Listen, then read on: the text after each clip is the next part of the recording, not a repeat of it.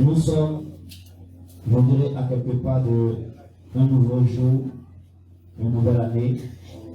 Et j'ai un message à vous transmettre. Ce message-là est un message d'interpellation. Ce message, je dirais, va permettre de savoir réellement qui es-tu réellement. Alors, mon thème de ce soir est une question pour toi. Es-tu un cadavre ou es-tu un vivant? Es-tu un cadavre ou es-tu un vivant? C'est une question quand même bizarre. Une question, comme on le dit, c'est une question philosophique. Parce que quelqu'un de trop intelligent va dire non, c'est une question bête. Mais c'est une question qui a un sens. Parce que beaucoup vivent, mais ce sont des cadavres. Beaucoup vivent, ce sont des vivants. Et ma question est, es-tu un cadavre ou es-tu un vivant? Vous savez, le cadavre, on peut le définir comme un corps sans vie. Quand on parle de cadavre là, c'est quelqu'un qui est décédé, qui est mort, quelle que soit la nature de la mort, mais le corps n'a plus de vie. C'est-à-dire qu'on peut le taper, on peut le marcher, il ne peut pas dire quelque chose, il ne peut rien faire, il ne peut rien dire. C'est ça on parle de cadavre. C'est-à-dire qu'il n'a plus de volonté. Et il n'a plus de soupir, il n'a plus de désir, il n'a plus de pensée, il n'a plus de sentiments, il n'a plus de choix. Il n'a plus aussi de vision ou de rêve. Et quand on parle de vivant, c'est quelqu'un qui vit. Un corps dont il y a encore la vie. Un corps qui a la vie en lui. Et le vivant, il a une peau, il peut sentir que ça brûle, que ça chauffe. Il peut sentir le goût. Le vivant peut toucher, il peut rêver, il peut penser. Le vivant peut choisir, comme peut refuser. Le vivant a tous ses sens complets. Alors j'essaie de vous donner un peu ces petits détails pour comprendre la différence de ces deux personnes, le cadavre et le vivant. Le corps sans vie et le corps avec la vie. Le vivant peut manger, le vivant peut décider, peut se reproduire, peut réagir lorsqu'on le tape. Mais le cadavre, non. Et nous tous ici, nous sommes des vivants. Parce qu'on vient de danser, vous avez la chaleur. Le corps est en train de réagir. Certains ont commencé par somnoler à cause des ventilateurs parce que le corps va réagir. Certains ont commencé par asseoir parce que le corps va réagir. Ça signifie que tu as envie. Et tu es apparemment en bonne santé. Parce que la science dit l'homme n'est jamais en bonne santé. L'homme est apparemment en bonne santé. Parce que chaque jour que Dieu fait, nos cellules meurent et se renouvellent. Pour certaines personnes, les cellules n'arrivent pas à se renouveler à cause de certains paramètres dont je ne vais pas aller plus loin. Alors, je suis en face d'un peuple vivant, des personnes vivantes. Et vous avez décidé d'appartenir à quelqu'un, à une personne, la personne de Jésus. Vous avez décidé de choisir l'arbre de vie. Et dans ce choix-là, vous êtes venu avec votre corps vivant. Or, j'ai remarqué lorsque je regarde le caractère, la marche de Jésus, arrivé à un moment donné, Jésus est mort. Jésus a été un cadavre. Mais nous sommes encore vivants. Et comme je pouvais le dire, le vivant a ses sensations. Le vivant, il est penché sur les réalités de ce monde. Maman, tu vas m'aider avec le verset Luc 9, verset 24. Luc 9, verset 24. Le vivant pense à acheter une Lamborghini, une Ferrari, une Tesla, une maison de 4 places, de 6 places avec une piscine. Tout ça. Le vivant cherche à avoir la plus belle femme du monde. Que lorsque ses amis vont voir, nous voir, mon frère, tu as choisi. Le vivant cherche à acheter la plus belle chaussure au monde. Le vivant cherche à avoir les meilleures notes à l'école. Le vivant cherche à ce qu'il puisse être décoré, il soit vu de tous. Mais le cadavre passe inaperçu. Le cadavre passe inaperçu. Tu passes 364 jours, un quart d'heure avec des vivants. Il y a certains qui vont juste quelques heures, seulement le 1er novembre, aller visiter quelqu'un qui est mort. Pour quelques heures et retournent. Donc on passe plus de temps dans les choses vivantes. Et le vivant même a peur de la mort. Le vivant a très peur de la mort. C'est bon? Le verset? Ok, vous pouvez lire moi. Est-ce qu'on peut se lever pour la lecture de ce verset? S'il vous plaît. J'ai eu la parole du Seigneur. Alors. Le Luc 9, verset 24. Car celui qui voudra sauver sa vie la perdra. Mais celui qui la perdra à cause de moi la sauvera. Amen. Vous pouvez vous asseoir, merci. La parole de Dieu nous dit, celui qui veut sauver sa vie la perdra. Pourquoi la parole nous dit ceci? Parce qu'en effet, le vivant, lui, cherche à sauver sa vie. Si tout à l'heure, tu es dans un bus et on te dit, voici par exemple l'accident du bus. Ceux qui étaient en ville, ils cherchent à sortir du bus. Ceux qui étaient morts n'ont pas cherché à sortir du bus. Quelqu'un les a fait sortir du bus. Le vivant cherche à se sauver. Le vivant sait qu'il doit se pommader, il doit se maquiller, il doit manger. Le vivant se base sur les réalités du monde pour vivre. Or, les réalités du monde nous entraînent à oublier la vraie mission qu'elle est chercher à perdre son âme, à perdre sa vie, pour retrouver le royaume des cieux. Beaucoup parmi nous cherchent à faire les choses que les vivants font, mais nous refusons de faire ce que les morts font. Le mort n'a pas de choix. Le mort n'a pas de mot à dire. Le mort obéit. Le mort prend son pied, il se laisse aller. Il lui fait porter une culotte, il ne peut pas dire non. Beaucoup parmi vous aujourd'hui ont fait des plans, des travaux, de tout ce que les vivants ont pu faire. Mais est-ce que le mort dans le cimetière là-bas en train de changer son vêtement? Non. Je veux vous dire que vous oubliez le vrai caractère qui doit être en vous. Vous vous penchez sur les futilités comme des vivants. Or, pourtant, pour gagner le royaume des cieux, il faut mourir. Il faut mourir. C'est parce que tu es vivant que tu sais qu'on te critique. C'est parce que tu es vivant que tu sais que lui ne t'aime pas. C'est parce que tu es vivante que tu penses à faire des racontages ou même à aller prendre un fétiche pour détruire la vie de quelqu'un. C'est la réalité du monde qui t'amène à faire cela. Dans la réalité du monde, on a la jalousie, on a l'impudicité, on a le péché, on a la masturbation. Parce que ça devient un effet de mode. C'est les vivants qui adorent ça. Le plaisir, les sensations, l'alcool, la volonté. On adore ça. Mais le mort, il n'a pas besoin des plaisirs de ce monde. Tu veux donner ta vie à Jésus pendant que tu as encore des désirs. Tu peux avoir des désirs. Mais la différence entre le mort, il a des désirs. Mais il ne peut pas agir ou il ne peut pas pratiquer ses désirs, ou il ne peut pas assouvir ses désirs. Mais toi, le vivant, tu le fais. Lorsque tu vois une jeune fille pendant que tu es marié, tu la désires, tu fais tout pour la draguer, pour l'avoir dans ton lit. C'est parce que tu es vivant. Mais le monde ne peut plus le faire. Alors je vais dire à un parent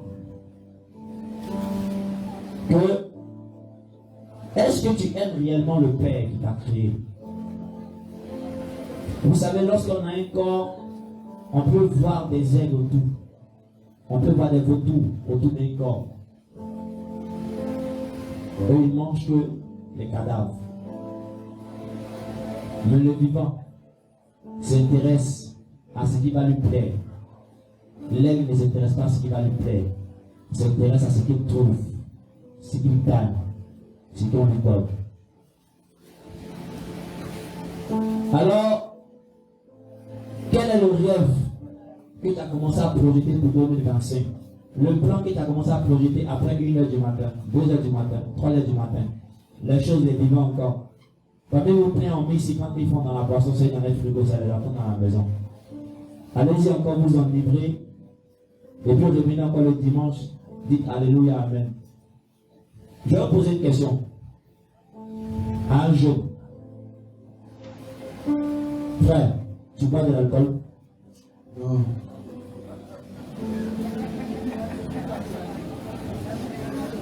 Je vais poser une autre question à une autre zone. Frère, t'as dit que vous couchez ensemble? Ok. Une jeune fille. Maman, excusez.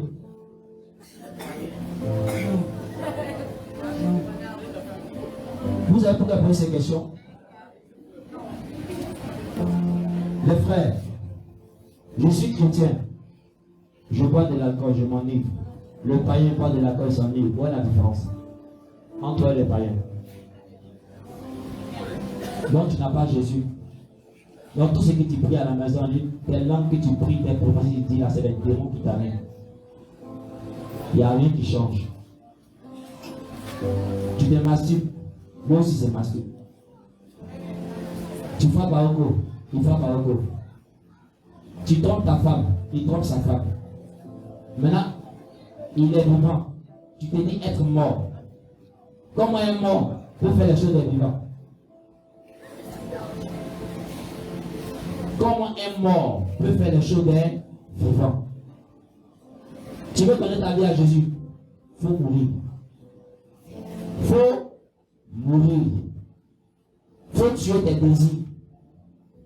J'étais comme vous. J'avais des désirs, moi j'étais avec toutes les femmes que je voulais.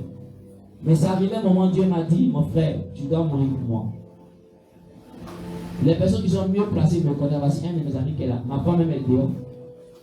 Voici mon ami Patek. Voici même la femme de Patek. Le jour où elle a présenté ma femme, elle était étonnée, elle m'a demandé, c'est la titulaire. Vous comprenez un peu? En ce moment, j'étais vivant. Quand j'ai accepté de mourir, je me suis pris et je l'ai épousé et puis je marche avec Dieu. Tu veux donner ta vie à Jésus, il faut accepter de mourir.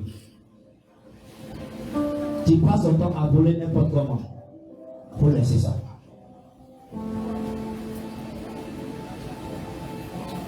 Acceptons de mourir pour Jésus. Jésus est mort à la croix pour nous, pour ses péchés, pour que ses péchés soient expiés. Mais pendant que tu es venu à l'église pour chercher le baptême d'eau, le baptême du Saint-Esprit, la vie éternelle, tu retournes à ces mêmes péchés qui ont été coulés à la croix. Ou alors ton salut là, alors tu fais quoi à l'église? Allons-y, en enquête claire. On fait quoi à l'église? L'église n'est pas l'école où on va te chicoter. On va te donner zéro. Ta note là, c'est l'enfer ou le paradis. Le mal ou le bien. Soit ta note, ça sera l'enfer sur ta feuille, ou ça sera le paradis sur ta feuille. Beaucoup ont suivi les amis pour devenir vivants. Tu étais mort hier, tu étais mort hier. On ne pouvait même pas te toucher parce qu'il y avait le feu en toi. Quand tu pouvais chanter, les démons pouvaient manifester. Tu pouvais dire simplement merci à Dieu. Les démons pouvaient manifester. Tu étais tellement fidèle à Dieu. Mais aujourd'hui, tu as commencé par suivre tes amis. Tu fais les choses des vivants. Tu peux me critiquer dans votre cœur. Moi, je suis déjà mort. Ça ne me dit rien. Tu peux me persécuter. Ça m'arrange. Ça m'élève. Pour dire, celui qui est mort là, il ne sent plus rien. Tu m'insultes. Tu me critiques. Je suis mort. Tu veux donner ta vie à Jésus. Accepte de mourir. L'évangile est une graine. Comme une graine de maïs. Comme une graine d'arachide. De quelconque légume ou un arbre ou fruit, on peut dire. Ton corps là, c'est la terre. Ton âme représente la terre. Donc il faut que quand l'évangile entre en toi, ça doit pourrir cette graine-là. C'est quoi on plante dans la terre qui ne pourrit pas avant de donner, de pousser? La graine meurt. Mais elle meurt avec quoi? La terre. C'est lorsque la terre meurt qu'on a les minéraux. On a les sels minéraux. On a le porc dans le sol. On a ces vitamines A, B, C, D, E. Tout ça, ces vitamines, etc. Mais tant que tu n'acceptes pas que ton corps meurt, ton âme puisse mourir avec Jésus, la parole de Dieu ne peut pas pourrir en toi pour te transformer, pour te changer. Ça ne peut pas pourrir en toi. Ta dîme ne te sauvera pas. Bon, tu donnes quand même. Ton offrande ne te sauvera pas. Ton sacrifice ne te sauvera pas. Quoi encore? Tes cadeaux ne te sauveront pas. Tant que l'évangile ne pourrit pas en toi, pour faire germer l'âme que Jésus veut. L'âme que qui veut? Jésus veut. Pas moi. Moi j'ai ma vie que j'essaie d'être encore plus agréable. J'ai dit à Dieu, dès que j'aimais beaucoup les femmes, j'ai tissé une alliance avec Dieu. Toute personne que Dieu avait étudiée, venez vers moi. Descends le feu, consume sa chair, ses os, son âme. Je ne veux pas. Ferme mes yeux. Si c'est l'alcool aussi, loin. Vous savez, tu peux voir quelqu'un en train de boire, il va prêcher, il va te poser la main, il va te délivrer, il va boire, il va chercher femme. Quand tu vas regarder ça, tu vas penser que c'est bon. Il te trompe. C'est dans la Bible dit, moi mes interdictions, ce n'est pas tes interdictions. Dans la Bible, là, c'est pour Yahoo, ce n'est pas pour Franck. C'est pour Eric, ce n'est pas pour Dorgelès. On met la Bible, elle écrit non seulement dessus, de quelqu'un. La loi de Dieu, les interdictions que Dieu a données sont pour tous, tout un chacun ici présent. Si vous devez venir à Dieu, vous voulez réussir avec Jésus, sans lever, laissez-vous pourrir par l'évangile pour que votre âme soit sauvée. Sinon, 2025, ça sera dangereux pour toi. 2024, Dieu t'a abandonné. 2025, c'est pas sûr. Nul ne connaît sa date d'expiration. Nul ne connaît sa date de péremption, sa date de validité. Je ne connais pas la mienne. Je ne connais pas la tienne. J'accepte de pourrir avec l'évangile afin d'être gagné par Jésus pour que si je meurs, je puisse aller vers lui. Ça ne sert à rien que je puisse vous dire ce que je ne fais pas. J'ai l'habitude de le dire. Ce que je fais, c'est ce que je dis, c'est ce que je fais. Et de la même manière, je vous parle durement. Avec ma femme, je lui parle encore plus dur. Avec mes enfants, je ne badine pas même. Là, je tape encore plus dur. Pour ne pas que les gars puissent utiliser l'un d'entre eux pour me faire aller en enfer. Parce que si tu as entendu parler de Jésus et que tu n'es pas correct, il y a un démon spécial. Il y a un démon spécial. Comme souvent, on ne fait pas spécial. Même Dieu ne fait pas spécial. Pour prendre ceux qui ont entendu parler de Jésus, qui ont prêché Jésus, et que Jésus va leur dire, je ne te connais pas. Ce démon est là pour ces personnes-là. Tu as dit feu, sors, va-t'en, imbécile, tout ça. Il t'attend. Il t'a quoi? Il t'attend. Pour ne pas que tu sois son lit couché. Pour ne pas que tu sois son kédionou. Cherche à mourir sur l'autel. Cherche à quoi? À mourir sur l'autel. Je peux te parler, ça va te faire mal. Pardon, il faut boire de l'eau, ça va passer. Mais ton âme est importante. C'est ce qui m'intéresse. C'est ton âme. C'est tout. Tout le reste, ça ne m'intéresse pas. C'est ton âme. Car si ton âme est sauvée, Dieu me récompensera. Si je ne t'ai pas dit la vérité, Dieu me demandera ton sang. Les serviteurs de Dieu sont des sentinelles que Dieu établit pour informer, pour avertir du danger que court le peuple, leurs membres de famille, leurs frères, leurs sœurs. Je t'informe,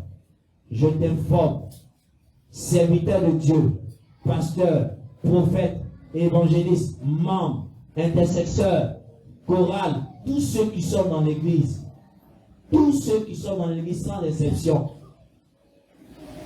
changez vos robes. Changez vos robes. Acceptez que l'évangile vous pourrisse. Acceptez que l'évangile vous pourrisse pour que vous deveniez une nouvelle vie. Jésus n'a pas besoin de ceux qui l'accompagnent. Il a besoin de ceux qui le suivent. Accompagner et suivre, ce n'est pas la même chose. Tu dis, je vais accompagner mon ami. Ça veut dire que toi, tu vas t'arrêter en route. Mais celui qui va te suivre va avec toi jusqu'à la mort. Jésus a besoin de ceux qui vont le suivre jusqu'à leur mort. Pas ceux qui les accompagnent. Si tu es venu ici pour accompagner, nous on va t'enterrer en route. Si tu es venu pour suivre Jésus, alors tu hériteras le royaume des cieux. Tu hériteras le royaume des cieux. Tu vas dire non, il va finir de prêcher, quand on va sortir ici, on va boire deux bières ensemble. Tu vas payer pour moi, je vais casser la bouteille. Ma femme m'avait interdit de boire. Elle m'a dit, c'est pas bon pour toi. Arrête. Ne suis pas les autres pasteurs, ne suis pas les autres prophètes. Vous n'êtes pas pareil. Tu es mis à part de Dieu. Parmi les enfants de Dieu, il y a des enfants de Dieu. C'est pourquoi plusieurs se parlent dessus pour dire, moi il y a des interdictions. Non, ce n'est pas parce que je donne une interdiction. C'est parce que Dieu met une rigueur encore plus avec toi. Parce qu'il t'aime encore plus. Alors si un jour quelqu'un te dit, mon Dieu me dit de ne plus manger porc, cherche à comprendre pourquoi Dieu lui dit de ne plus manger porc. Parce que quelque part, lorsqu'il mange, ça souille quelque chose dans le monde spirituel, il ne peut pas chasser certains esprits. Donc toi, tu dois copier ce qui est bien dans la vie d'un homme de Dieu. Et non pas les péchés qui va camoufler par te dire, mon Dieu m'a pas interdit ça. Je prends exemple sur les hommes de Dieu parce que ce sont les miroirs de la société. Vous pouvez avoir des pasteurs sous là, drogués, fumeurs, qui ont au moins 4 copines, 5 copines. Frère, il ne faut pas le suivre, il ne faut pas l'accompagner. Il ne faut pas quoi? L'accompagner. L'enfer est personnel pour chacun d'entre nous. Chacun aura sa place si tu l'accompagnes dans ça, si tu le suis dans ça. Tu peux avoir ta place dans le royaume des cieux, dans le sein d'Abraham, si et seulement si tu mets la parole de Dieu en pratique. L'Éternel m'a chargé de vous donner ce message. Le message qu'il avait prévu, ce n'était pas ça. Ça a été changé. Non pas par moi, mais par Dieu. Alors, toi qui détestes ton ami dans cette église, tu ne parles pas avec ici, tu ne parles pas avec Henriette, tu ne parles pas avec Cécile, tu la regardes d'un mauvais œil. Quand on va dire Amen, va lui demander pardon, va t'excuser, faites la paix. À bon attendeur, salut, que Dieu vous bénisse.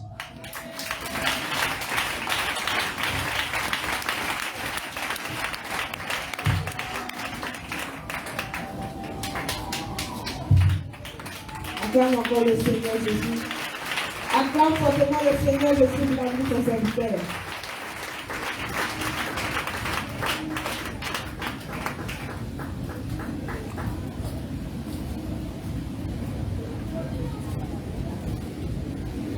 Il y a quoi de vous de regarder?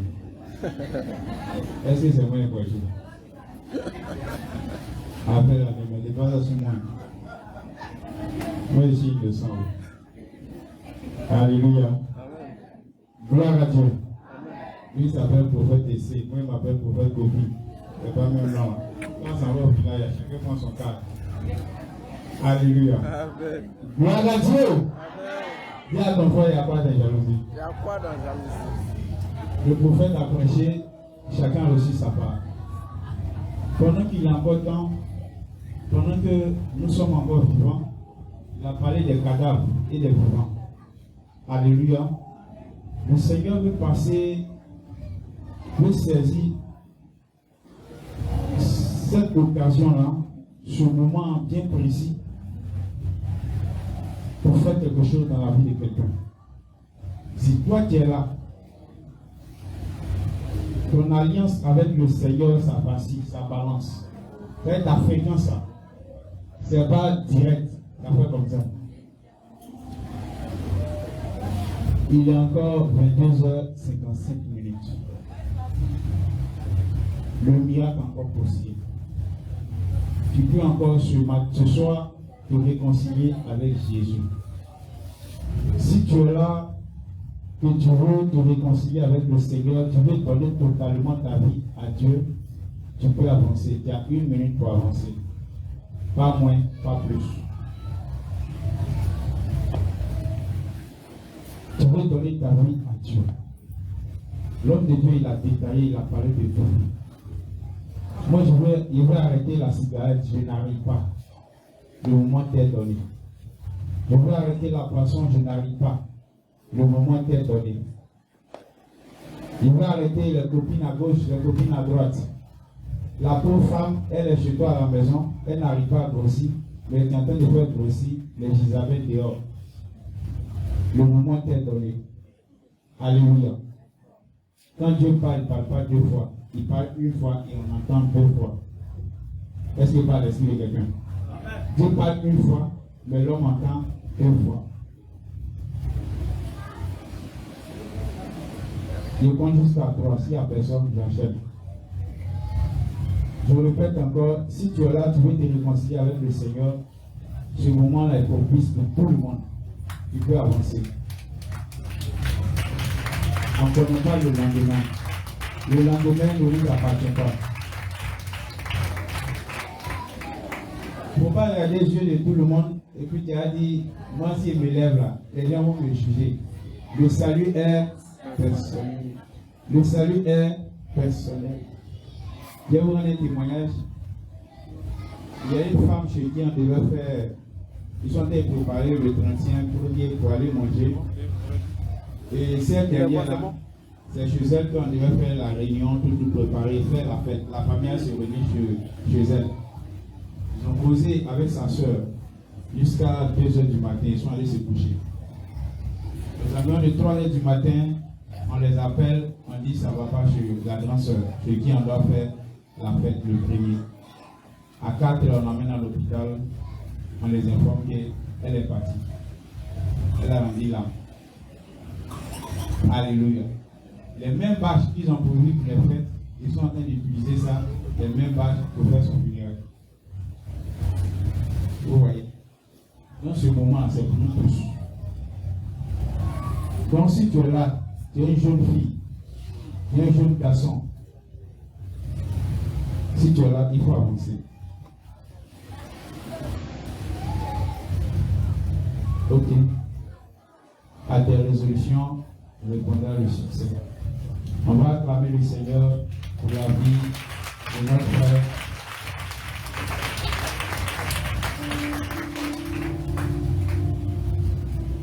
Rappelle-moi ton nom. Stéphane. Stéphanie dit Stéphanie. Stéphane. Sois béni. Aujourd'hui, je prends les hommes en témoin. Je prends le ciel en témoin. Je prends la terre en témoin. Je prends les anges en témoin. Est-ce que je t'ai forcé de venir t'arrêter ici? Tu es venu de toi-même. Est-ce que tu prends la résolution à partir d'aujourd'hui de te déconnecter de l'autre côté et d'appartenir uniquement à Jésus-Christ de Nazareth? Tu le veux? On acclame le Seigneur pour sa vie.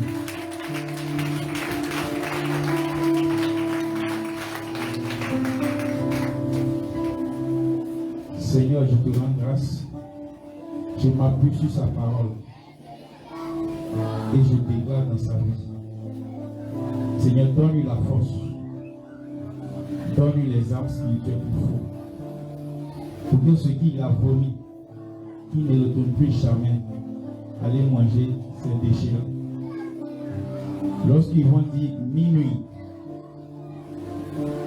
que sa robe soit changée totalement et définitivement au nom puissant de Jésus. Merci Seigneur parce que tu l'as fait, car c'est vraiment que je prie. Amen. On acclame le Seigneur pour sa vie.